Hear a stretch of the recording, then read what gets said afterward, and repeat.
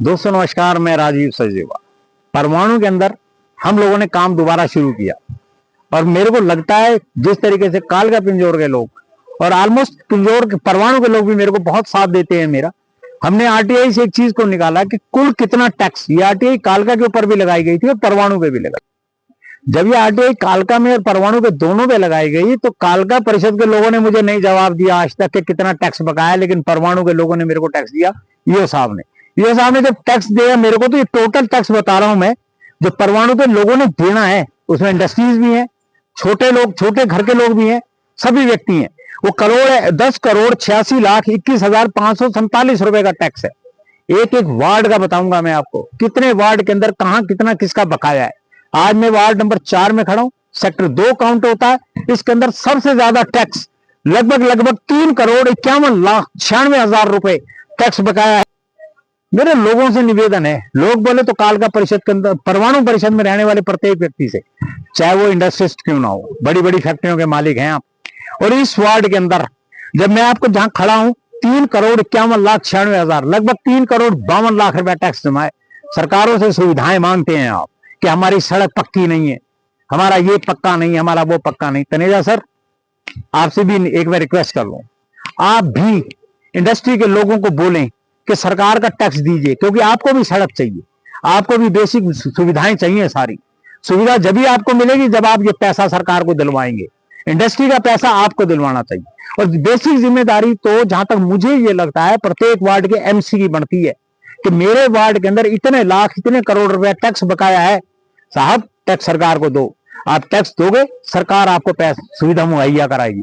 अगर टैक्स लेने के बावजूद भी सुविधा नहीं दे सकती सरकार, तो गलती सरकार की है।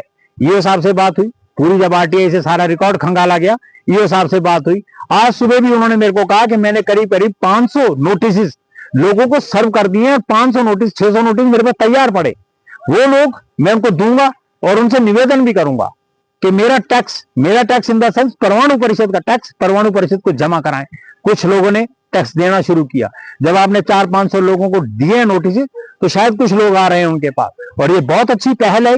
सरकार से भी निवेदन है, ईओ साहब को सुविधाएं दी जाए। अगर कहीं स्टाफ की कमी है तो उनको स्टाफ दिया जाए, ताकि एक एक चीज को वसूल कर सके। ये वसूली वर्ड इसलिए यूज किया जा रहा है, ये सरकार का पैसा है। अगर ये अपने टैक्स को देने में ईमानदार होते तो अब तक पैसा मेरे को इस तरीके से आरटीआई से डॉक्यूमेंट निकाल कर एक एक चीज फिगर ना देनी पड़ती। साहब वार्ड नंबर 4 का बताया, वार्ड नंबर 5 41,80,000 रुपए, वार्ड नंबर 8 2,03,29,000 रुपए, वार्ड नंबर 9 68,43,000 रुपए, और साहब वार्ड नंबर 6 का पैसा है 54,11,000 रुपए, और वार्ड नंबर 7 का है 54,60,000 रुपए।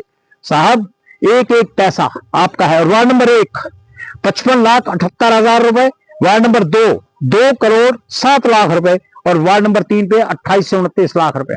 निगम पार्षद चाहे वो कोई भी है, चाहे वो इलेक्टेड है या वो नॉमिनेटेड है, जिम्मेवारियां आप सबकी तय होती हैं। आप अगर अपनी परमाणु परिषद के लिए ईमानदार हैं तो आप अपना यहाँ से टैक्स का पैसा उठाएं और सरकार के खाते में जमा कराएं। और आपको चाहे बेशक डोर टू डोर जाना है, वो डोर टू डोर तो आप तो जब वोट मांगने जाते हैं, जब भी जाते होंगे डोर टू डोर, पहली बार नहीं जा रहे आप, आपका काम है ये। और जिस तरीके से आप वोट मांगने जाते हैं ना, उस हिसाब से आपको डोर टू डोर जाना चाहिए। और अब तो इलेक्शन सिर पे है, 5 साल लगभग पूरे हो गए, हो ही चुके हैं पूरे, इलेक्शन भी सिर पे है। एक टाइम में 2-2 काम हो जाएंगे। लोगों से निवेदन भी करिएगा, वोट बैंक की राजनीति ना करिए, सरकार का पैसा सरकार को दो और जब भी सुविधाएं मिलेंगी। साहब आपसे पुनः निवेदन है मेरा, एक एक चीज दिलवाएं। तनेजा सर, यहां जिम्मेवारी आपकी भी तय होती है। दोबारा आपका नाम ले रहा हूं मैं, इसलिए कि कहीं ना कहीं इंडस्ट्री आपके कहने पे चलती है, आपको फॉलो भी करेगी, क्योंकि आप उनके चुने हुए नुमाइंदे हैं। साहब बहुत अच्छे व्यक्ति हैं और आप पार्षद भी रहे हैं, ये जिम्मेवारी आप बखूबी समझते होंगे और इस चीज को कराएंगे। मेरा आपसे निवेदन है। और इस सीरीज को मैं यूं बता रहा था आपसे, एक एक वार्ड में जाके बताऊंगा, मुझे नाम ना बोलना पड़े। मेरे पास आरटीआई में एक एक व्यक्ति की लिस्ट है। मैं नहीं चाहता कि एक एक व्यक्ति का नाम लेकर उसको बताऊं कि तूने इतने लाख देने हैं, तूने 20 लाख, किसी ने 25 लाख, किसी ने 30 लाख, इस तरीके से नाम ना लेना पड़े। मुझे उम्मीद है लोग काम करेंगे। धन्यवाद।